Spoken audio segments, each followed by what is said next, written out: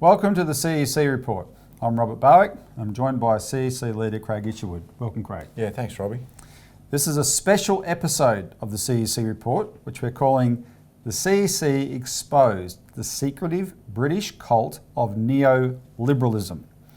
And today we're going to do a special presentation which has a historical flavour, which Craig will go through, and I'll help with questions, just to cover a subject that is actually very crucial, even if you don't know it yet, to everybody in Australia and the world, in fact.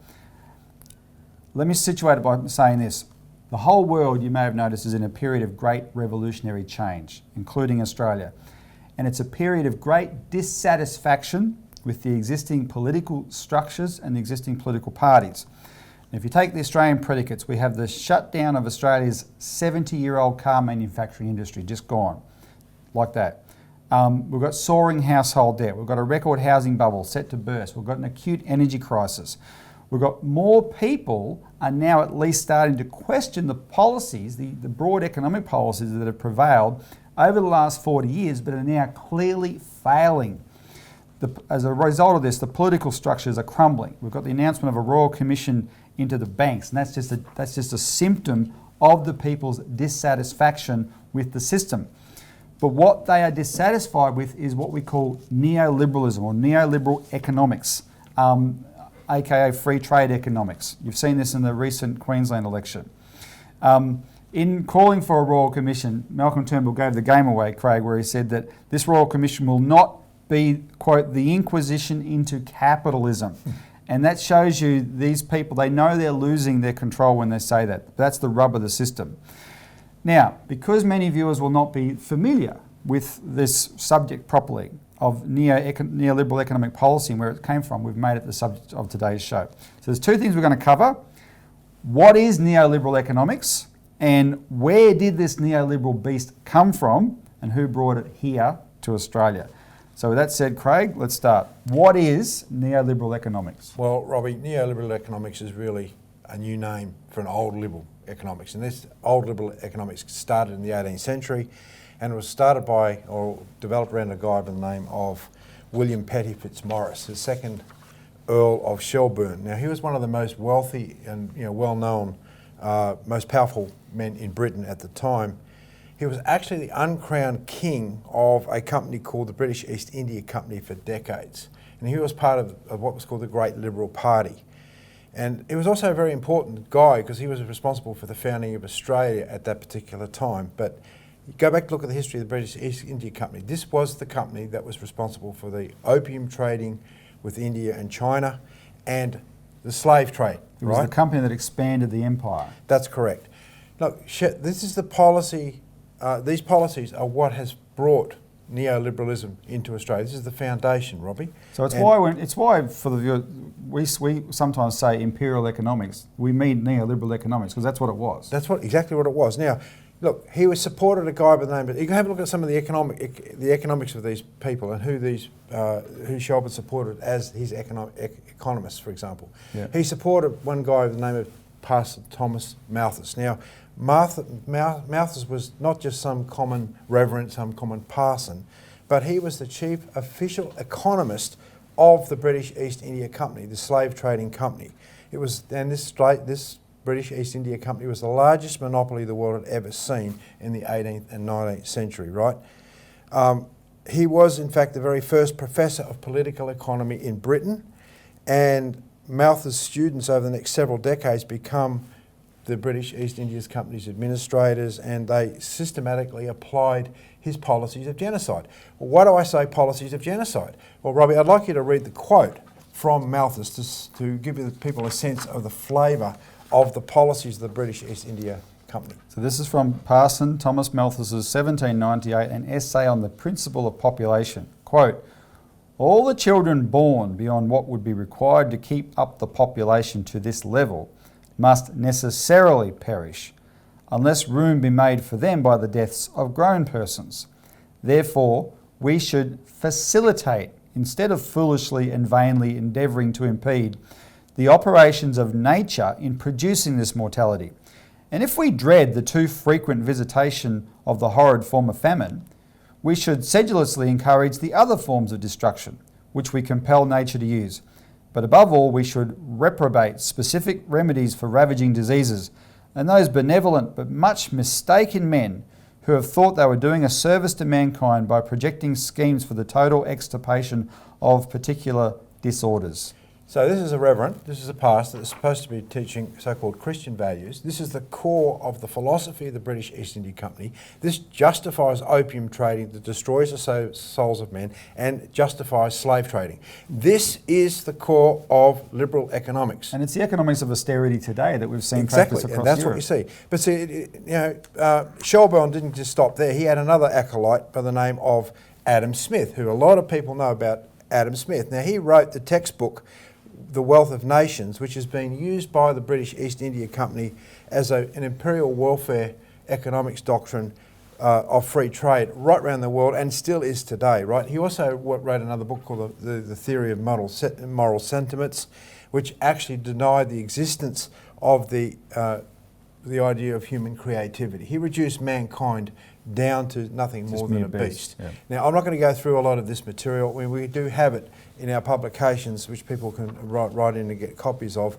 But in effect, this is the nature. I can only give a flavour of the nature of the economics of people. Another person supported by Shelburne was Jeremy Bentham. Jeremy Bentham was the author of what's called the philosophic calculus. This was the idea that everything can be derived through an arithmetic calculation of pleasure and pain to determine all human actions. So you don't do something for a greater good, it's just instant gratification or fear. Yeah, he said, look, nature has placed mankind under the governance of two sovereign masters, pain or pleasure.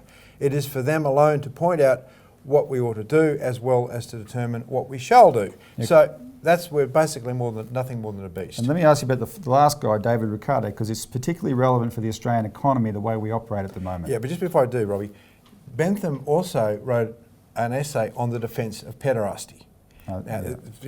Which means pedophilia. Which means pedophilia. So, you talk about all these breakouts of pedophilia around the world. This is also tied into this doctrine of free trade. Yeah. This is the same ilk. But on Ricardo, this is really important when you get angry about the fact that we've had a shutdown of our car industry, because this was peddled as this idea of the theory of comparative advantage.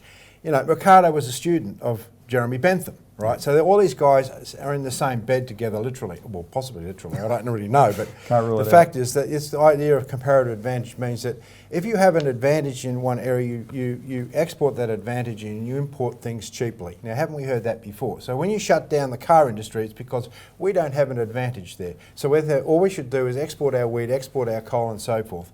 New Zealand can export dairy products, China export labour, whatever. And that idea is what has shut down our car industry. Now, despite the fact that we've got hundreds of thousands of potentially linked jobs to a high technologically advantageous industry, doesn't matter.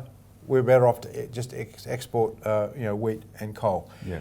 That's a theory that's destroying our nation, and this is a theory that's come from this neoliberalism policy. Okay, let's take a break, Craig, and we'll go to the next part about where this came from after the break.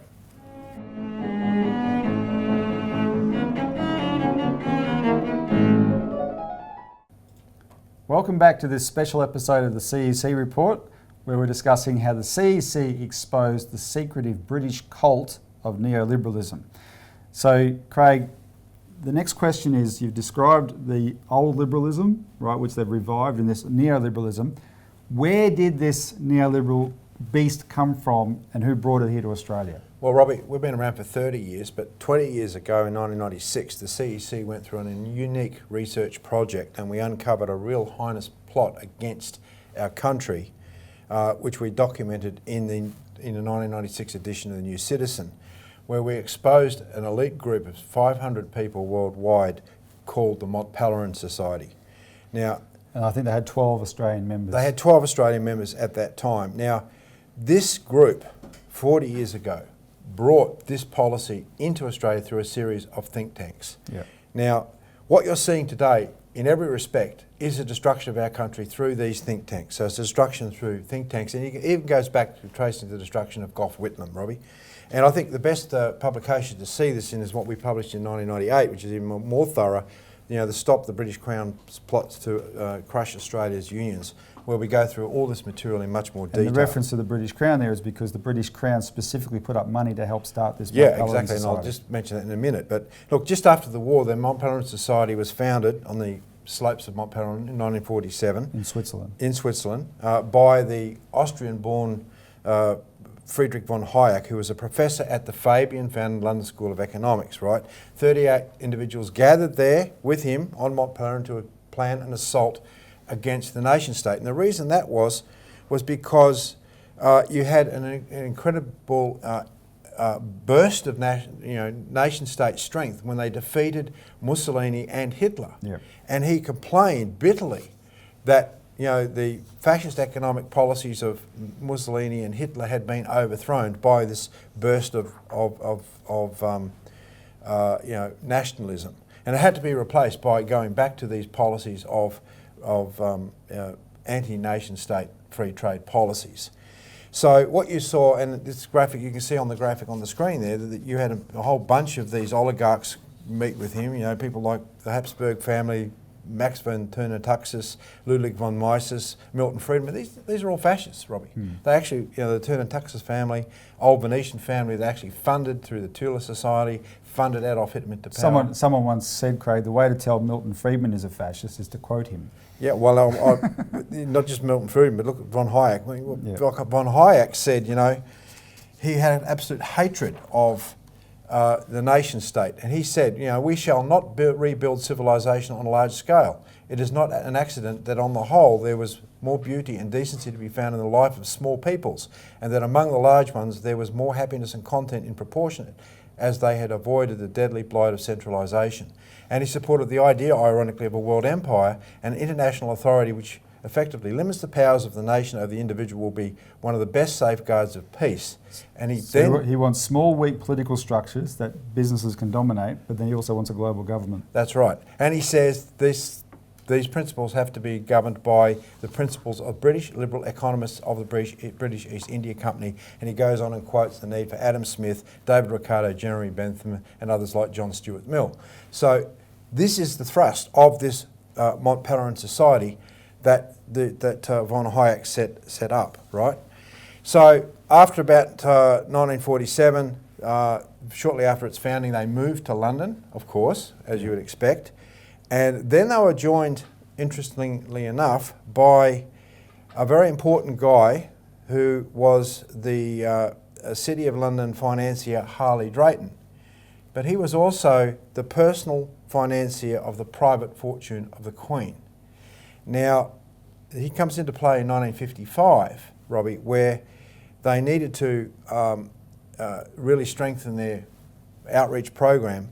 So Drayton financed fellow MPS, Mont Pelerin Society members Anthony Fisher and Major William Oliver to establish the first headquarters of a major think tank called the Institute for Economic Affairs, which was the mother of all Mont Pelerin think tanks worldwide. And you can see a picture of him on the screen now, and the Institute for International Affairs. And these guys, Craig, particularly hated Clement Attlee, the Labor Prime Minister, who was copying our Australian Labor policies. Well, that's because after the war, Britain was devastated, Robbie. You had absolutely tremendous, huge numbers of poor people. But more importantly, Attlee nationalised the Bank of England.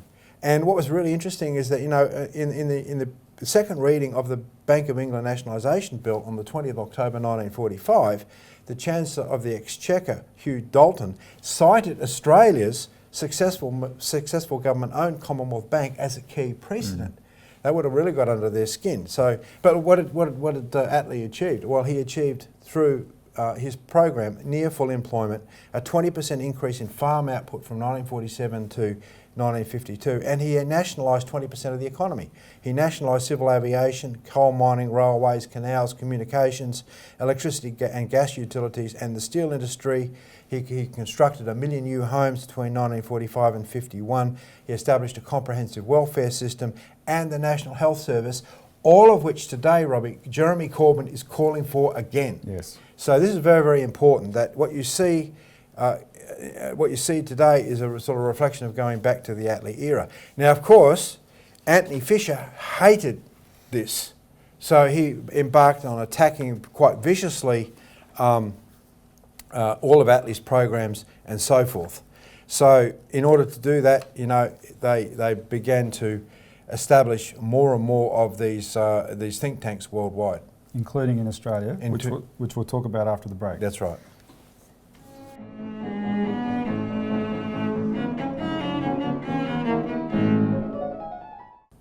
Welcome back to the CEC Report and our special episode on the CEC exposed the secretive British cult of neoliberalism. And Craig, before the break, you were describing how this Mont Pelerin Society was set up with funding from the Crown itself, the British Crown, and it in turn spawned a host of think tanks around Australia to spread these neoliberal policies of privatisation, deregulation, etc., which has been so destructive for our economy.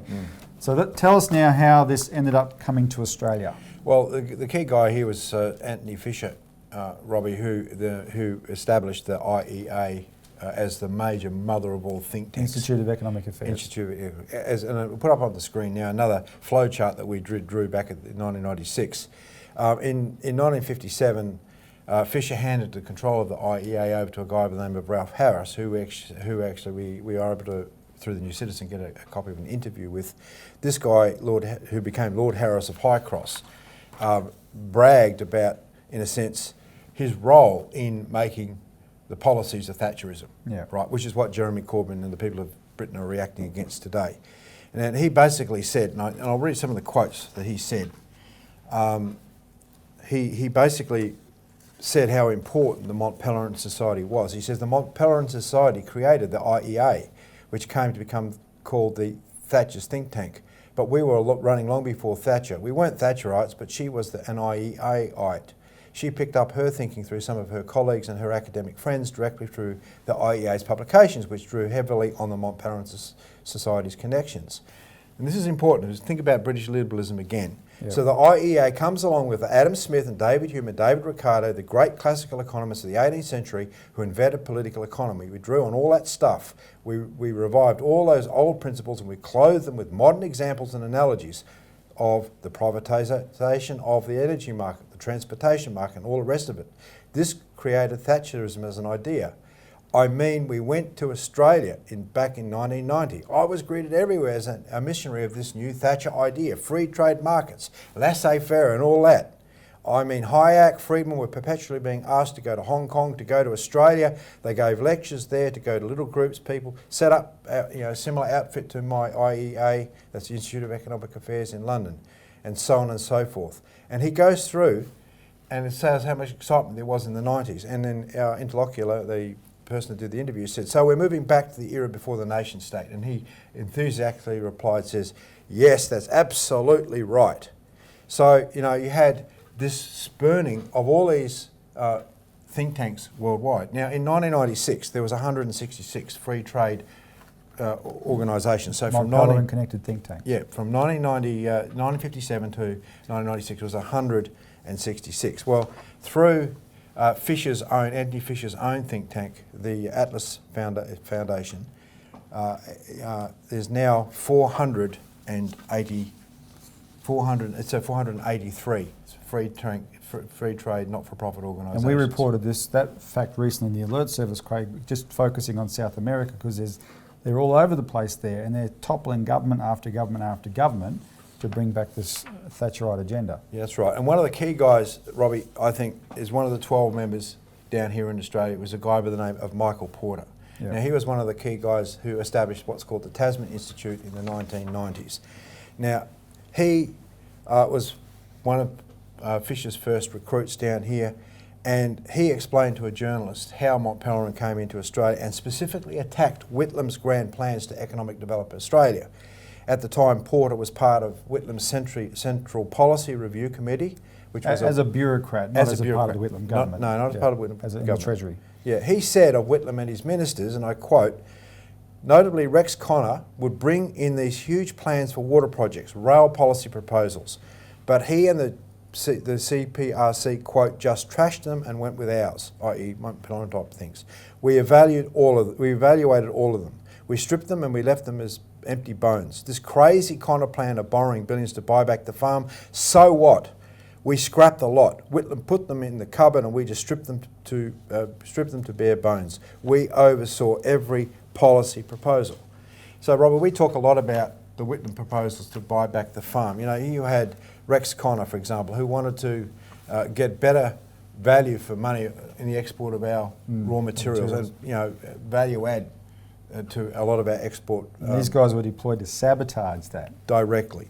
And this is also goes to the heart of what we say about Whitlam directly, that he was proposing to buy back the farm to take control of all this wealth, but you had this Mont Pelerin front coming in like a tidal wave that was directly deployed to get rid of this sort of directionality. And it's no accident, Craig, that this is in the 70s, just as they're building up Thatcher in the UK, because this was a global takeover they orchestrated. Yeah, and look, one of the things, Robbie, that we created a great controversy back in the 98 period was the fact that much of the Queen's the raw materials in this country was owned by the Queen's own raw materials company, Rio Tinto. And we published this other flowchart, which you see up here on the screen, which shows the lavish corporate funding for the various entities that have pushed this privatisation, economic rationalism and neoliberalism proposals into this period that we are in now, right? Yep. And the interlinkedness of all these different groups was absolutely phenomenal because they had all this big money behind them. So if you have a look at this next graphic, you'll see the number of, you know, corporate interlinkedness between these different groupings. And with the Institute of Public Affairs and the Tasman Institute, they jointly wrote Jeff Kennett's blueprint for privatisation for here in Victoria, which was incredibly destructive. Oh, that's right. It was focused around electricity privatisation, Robbie, in so-called to bring electricity prices down. It's been directly the opposite because it was never designed for that. It was designed purely as a looting operation to steal people's resources. And you know, that's what it was. Now, look, this is the nature of what was being foisted on Australia. It's been done secretively because if you go and read the actual words of these people like Smedley and you go back and Anton Fisher, people who set up the Mont Pelerin Society in the first place, and the IEA, Institute for Economic Affairs in London, it was designed as a public relations operation to cover for these neoliberal policies. The result has been today, 30 to 40 years later, you know, the Bureau of Infrastructure, Transport and Regional Economics within the Federal Department of Infrastructure and Regional Development has identified the fact that 197 economic infrastructure and transport privatisations and PPPs have been completed by Australia, by Australian, state and territory and some local governments since 1980. They don't put a figure on it because a lot of these things are... Dollar figure on it. But it's a huge handing over of our economic wealth to these 197. It doesn't include services that are privatised or handed off from governments and so forth. This is the operation of neoliberalism, Robbie, and most people have no idea that this was a deliberate policy. It was done from the Crown top down. The last gasp of trying to defeat this was the Whitlam government. So everything we've had to date, everything that Jeremy Corbyn is fighting against in the UK under Thatcherism, and what we're starting to see, you know, break down here, which Turnbull is struggling against, is the same policy. So, Craig, what do you recommend people read? Well, they should get a copy of the British Crown plots of, you know, to crush Australians Union, Robbie. The ones on the screen now, because that gives the thorough historical background to this. Yeah, this was a huge project we did at the time, and we've never regretted it because we've used it ever since for the last 20 years. Right now. Thanks for tuning into this special episode of the CEC Report. Thanks very much for all that work, Craig. Thanks, Robbie. Tune in next week for more.